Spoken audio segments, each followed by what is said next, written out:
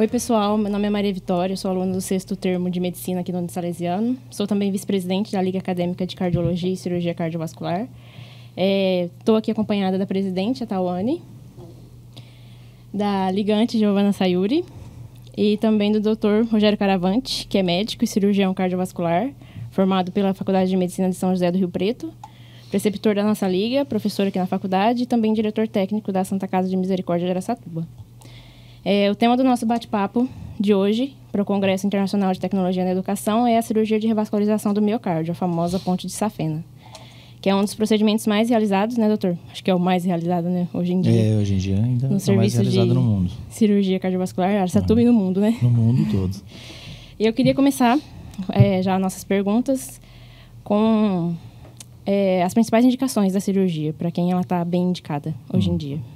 Bom, primeiramente é um prazer estar aqui com vocês, né? A gente já está acostumado a conviver com vocês aí no dia a dia, né? A presença de vocês em sala cirúrgica, acompanhando os nossos procedimentos, durante as atividades da Liga, né? Que é bastante importante para quem tem interesse na área, que gosta da área de cardiologia e cirurgia cardiovascular.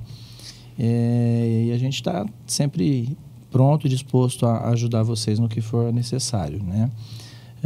Em relação às questões, né, as perguntas que vocês formularam, né, a primeira delas é relacionada à indicação da cirurgia de revascularização do miocárdio.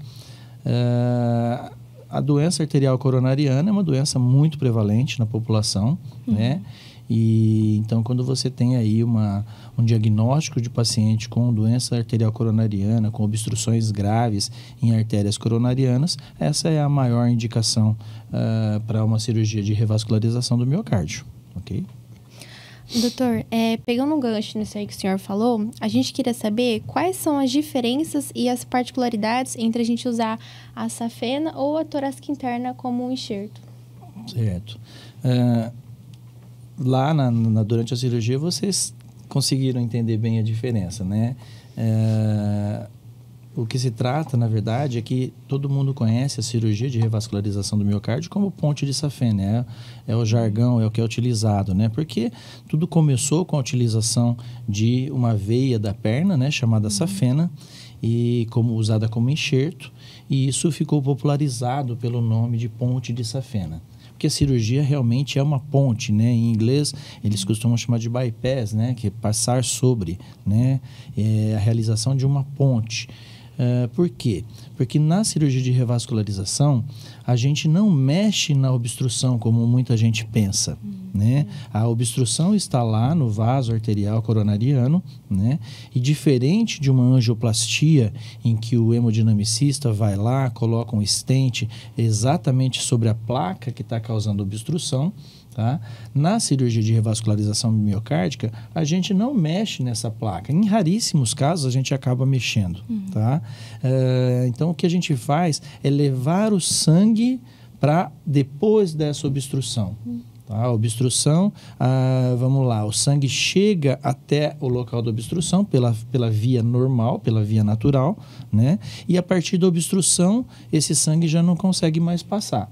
Então, o que a gente faz é levar o sangue após essa obstrução através de um enxerto. Então, como a gente passa por cima da obstrução, vai para frente da obstrução, a gente costuma chamar isso de ponte. Tá? Então, é uma ponte de safena, uma ponte de mamário, uma ponte de outros tipos de artéria.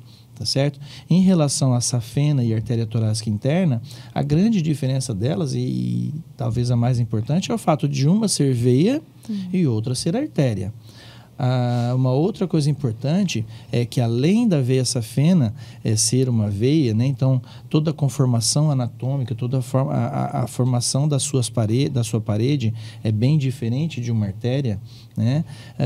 Tem o fato de que a gente vai retirá-la do leito natural dela, né, na coxa ou na perna do paciente, tá, para levar até a região do coração. Ao passo que a artéria torácica interna, a gente não tira ela do seu leito natural, ela. A gente só disseca e solta toda a artéria do seu leito, mas a gente não retira, principalmente o início dela. Ela continua se iniciando no mesmo lugar. Ela tem a origem, a gente não mexe na origem dela. A gente vai mexer na parte distal e essa parte distal a gente vai deslocar para levar para o coração e fazer essa passagem de sangue para que possa realizar essa ponte. Tá? Então, essa é a grande diferença. Além de serem diferentes do ponto de vista anatômico, né?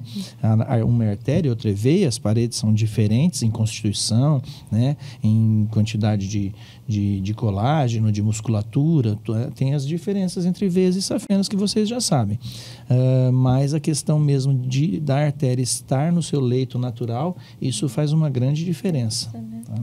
Tem também a questão da duração, né, doutor? A artéria geralmente dura mais que a Justamente. Só pelo fato de você não tirá-la do leito natural dela, a artéria já vai ter uma duração muito maior. Hoje a gente sabe aí que a patência de um enxerto de veia safena é em torno de 10 a 15 anos, tá?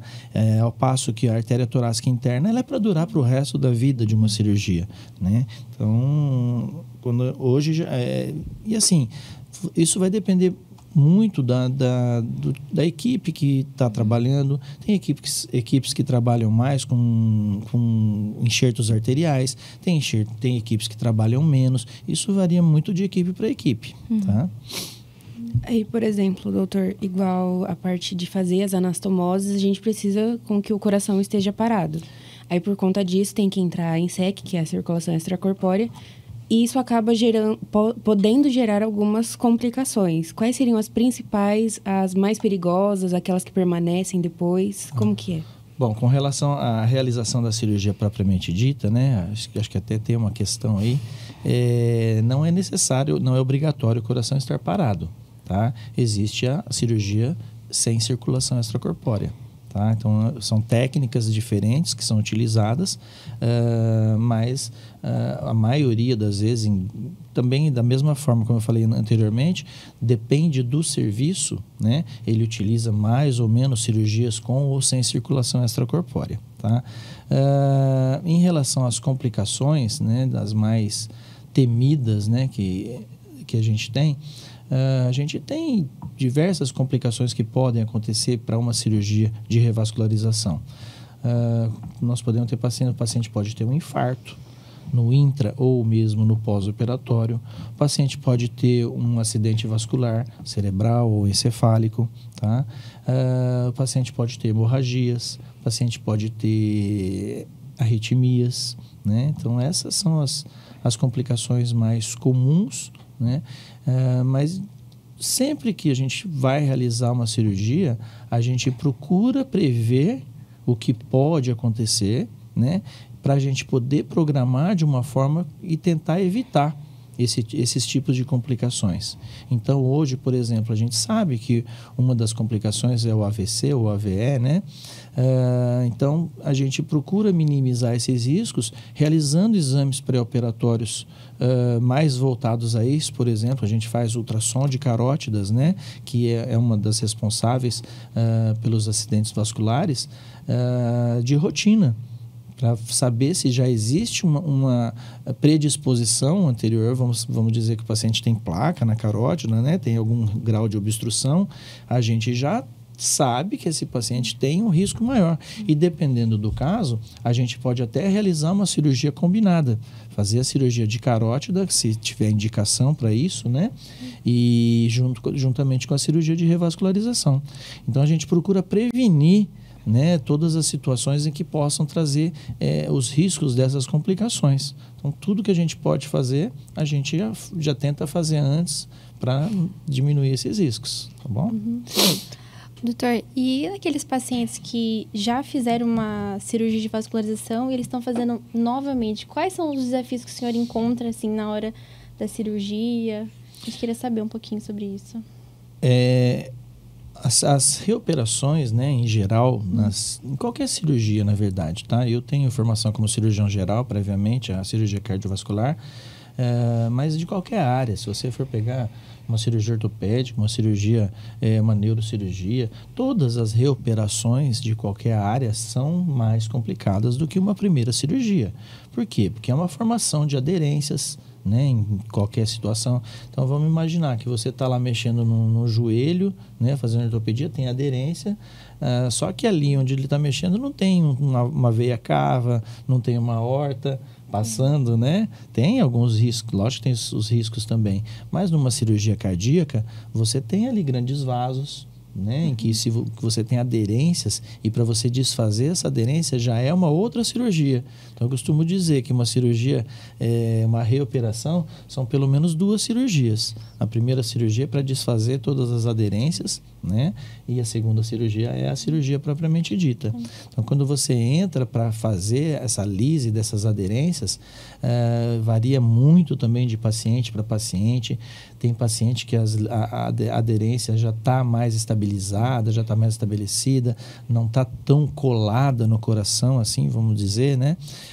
Que você consegue desfazer isso mais facilmente. Mas tem pacientes, por exemplo, que são terríveis para a gente desfazer essas aderências, às vezes com lesões, né? Causando lesões em determinados sítios da cirurgia que precisam ser corrigidos mesmo durante o procedimento. Mas é um risco muito mais aumentado desde o início, desde você serrar o osso externo do paciente, em que já existe o risco desse coração estar aderido no osso externo, e durante a manobra de serrar você pode ter um acidente gravíssimo, né? Até você estar com o coração todo solto novamente para poder fazer a cirurgia propriamente dita. E acaba que é uma situação meio imprevisível, porque na hora que a gente vai ver como que está a situação desse paciente, isso, né? Não há como a gente prever, né? Não, isso assim, pode fazer exames, não tem um exame que vai mostrar se tem mais ou menos aderências e se essas aderências estão mais ou menos fáceis de serem desfeitas. Isso, infelizmente, é na hora ali mesmo. E vai da experiência da equipe, da experiência do cirurgião. As cirurgias de reoperação, elas têm diminuído com o passar dos anos, né? Por quê? Porque você tem tido desenvolvimento de materiais mais avançados, né? Que diminuem a necessidade de uma reoperação. Então, antigamente a gente tinha próteses, por exemplo, próteses valvares, que duravam muito pouco tempo, né?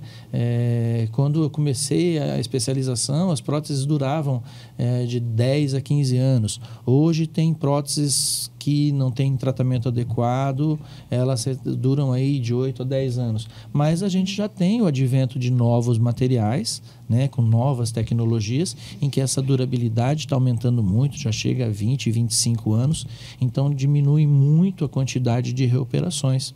Tá?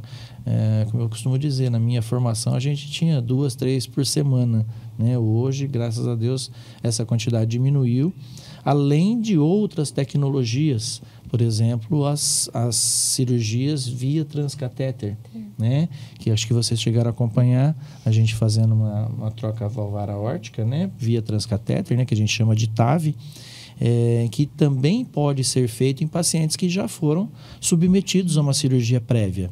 Então, cada vez mais tem se falado nisso, né? Cada vez mais tem se usado isso, né? Como nova metodologia, e com isso você diminui os riscos do paciente, né? Você vai colocar uma válvula em que você vai usar acessos vasculares periféricos, com menos risco em relação a abrir a caixa torácica do paciente.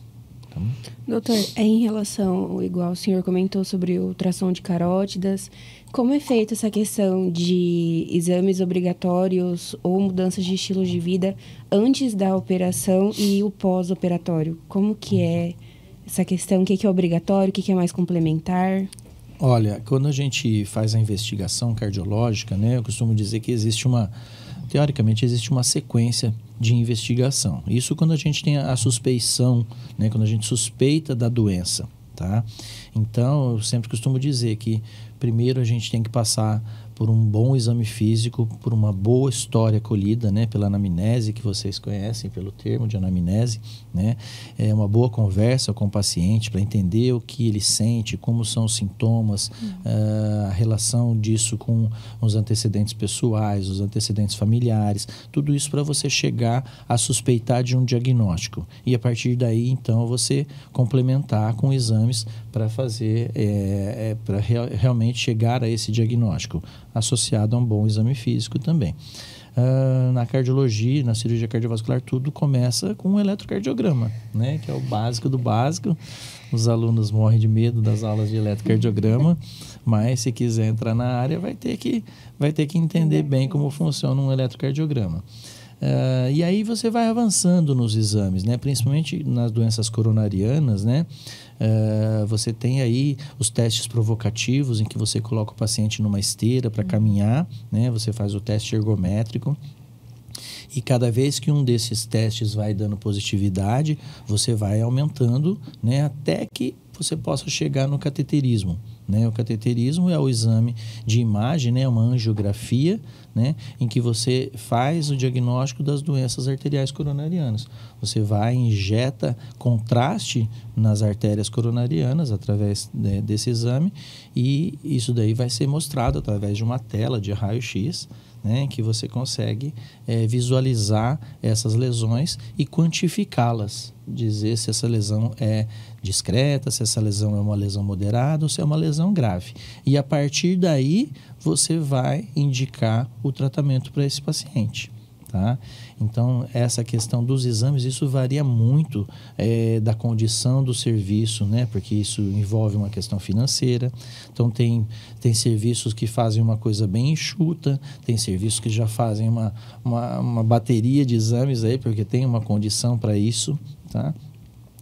Mas o que eu sempre falo, a gente tem que passar por uma boa conversa, um bom exame físico e realmente usar os exames complementares para confirmar o diagnóstico que a gente já suspeita. Essa é a base da medicina, né? A base de um bom médico que faz o diagnóstico.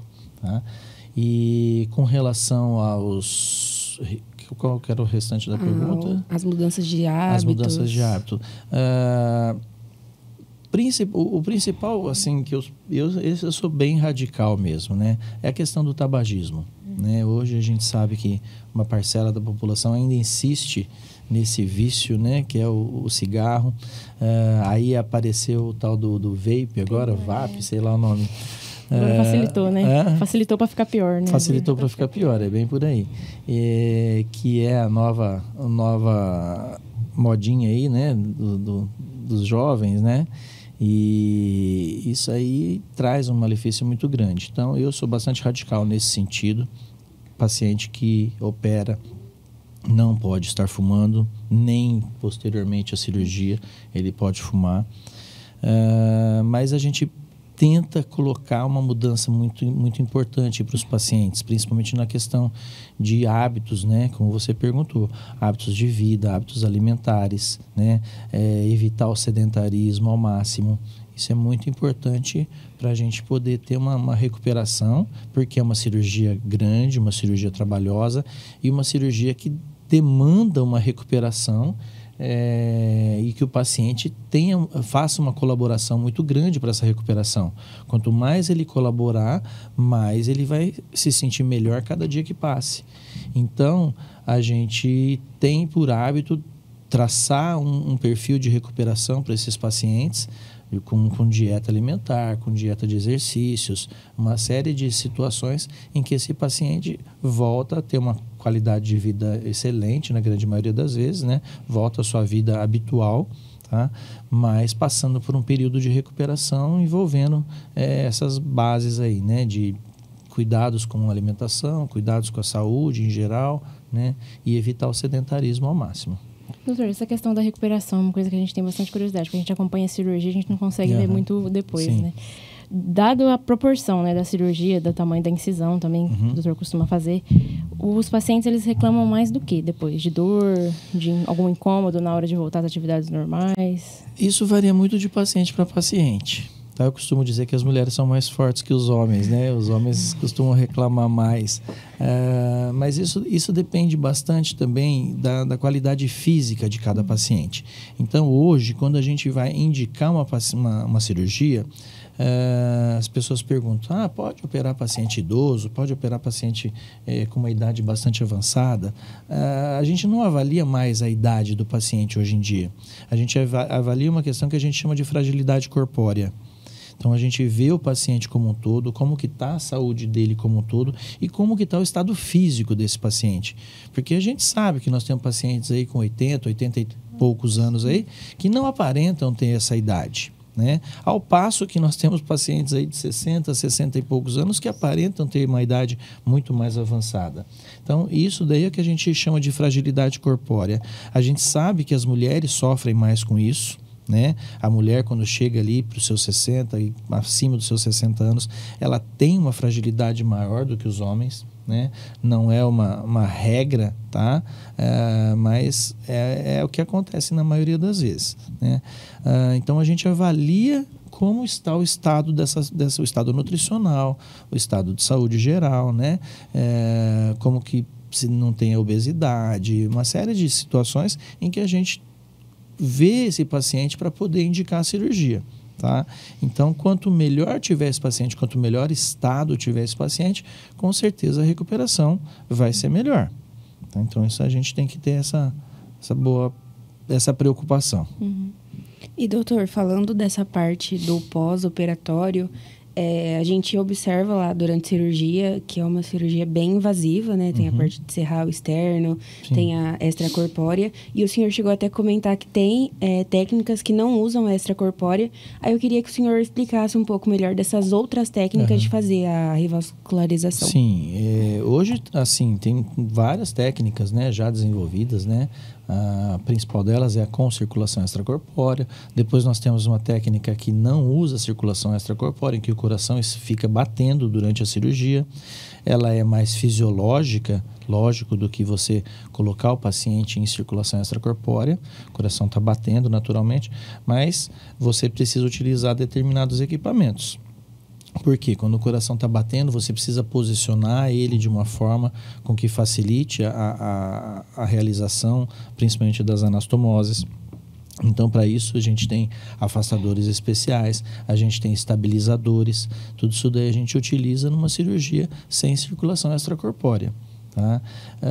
Hoje também já se fala bastante em cirurgias minimamente invasivas, em que você, através de pequenas incisões, você consegue fazer determinados tipos de anastomoses também, da mesma forma, sem circulação extracorpórea, na grande maioria das vezes.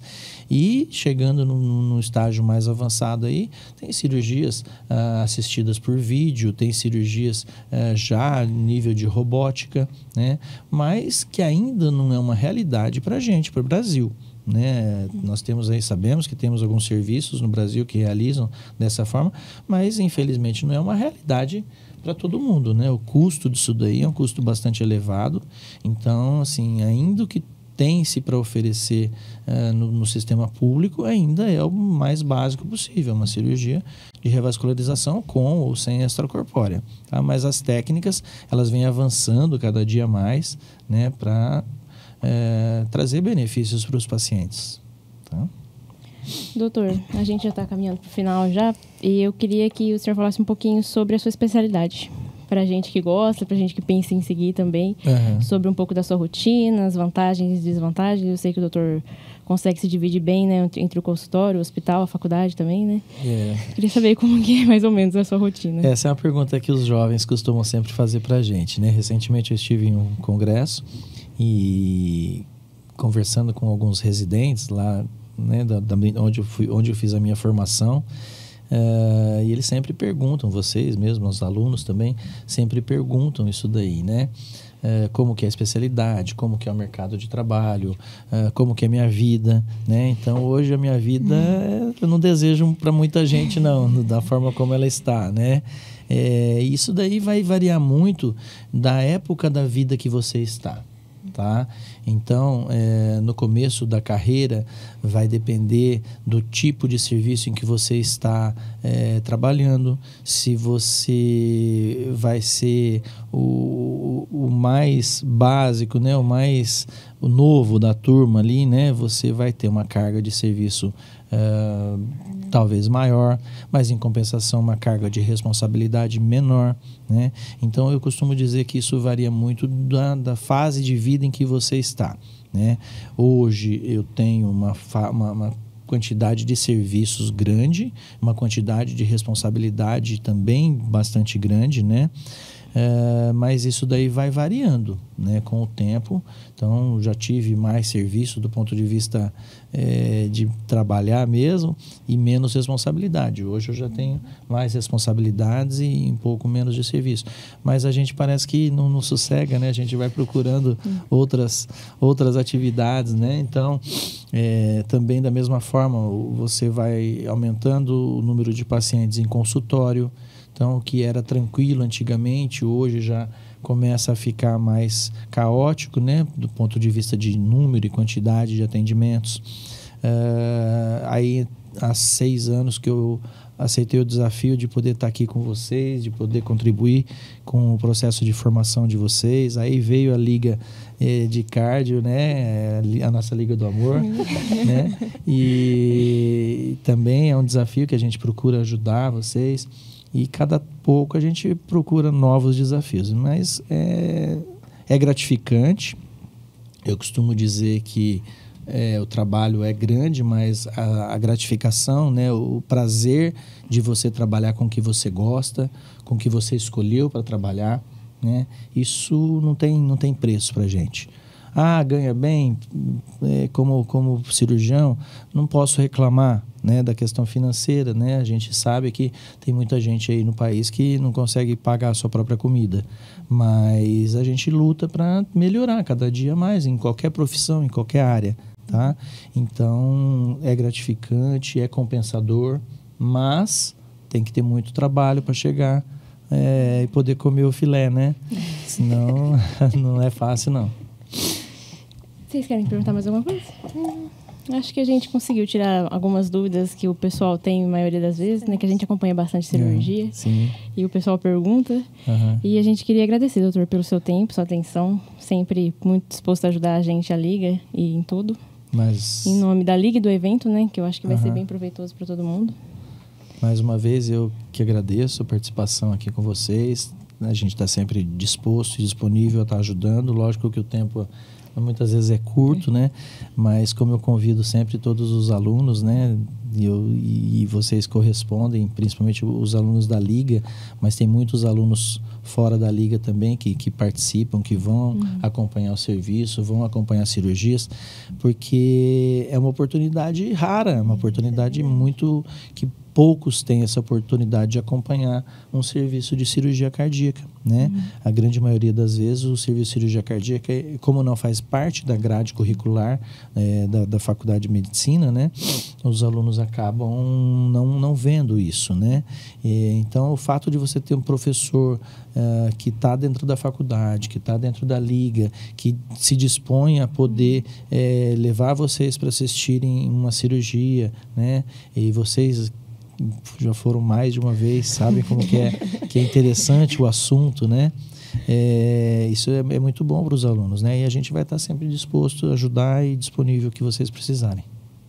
É isso, então. Vocês têm mais alguma pergunta, alguma coisa para falar? Não, deu para conversar bastante coisa. Então é isso. Muito obrigada por terem acompanhado até aqui e até uma próxima.